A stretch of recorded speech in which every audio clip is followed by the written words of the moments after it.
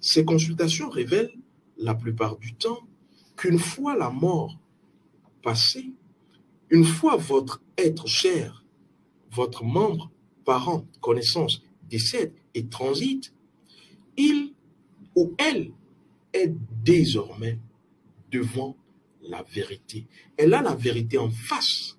Et cette vérité, c'est que la religion, la méconnaissance de qui vous êtes, l'ignorance de qui vous êtes, de votre nature première, n'ont été qu'une perte de temps lors de son séjour existentiel terrestre.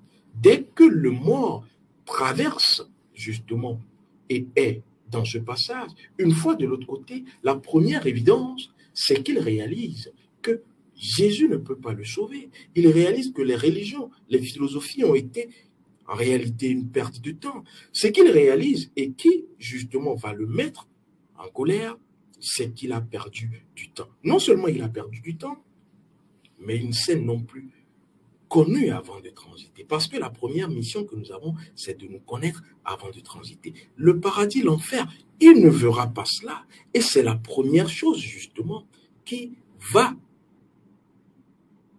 le mettre en colère. D'abord contre lui-même.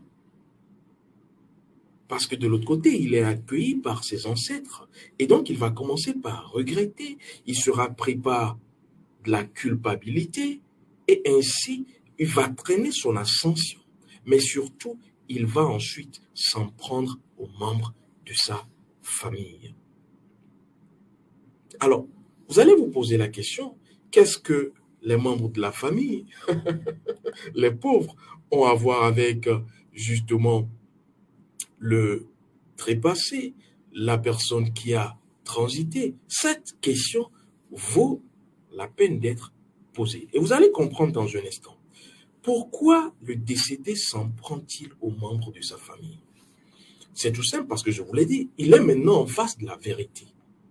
Vous connaîtrez la vérité et la vérité vous affranchira. Cette vérité, justement, va simplement le mettre en colère, le mettre dans un état, j'ai envie de dire, de culpabilité, de regret.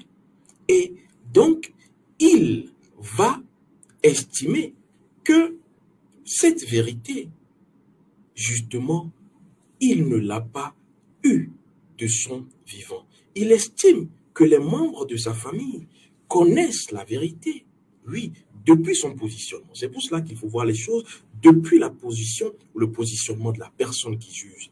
Il estime donc le mort que les membres de sa famille, ses proches, connaissaient la vérité. Donc, dans son état, connaissent la vérité et qu'ils, ses membres, ses proches, ses connaissances ne lui ont pas dit cette vérité. C'est pourquoi nous devons, étant vivants, chercher la vérité.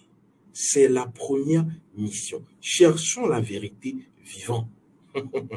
Tant que nous sommes en vie, cherchons la vérité vivant.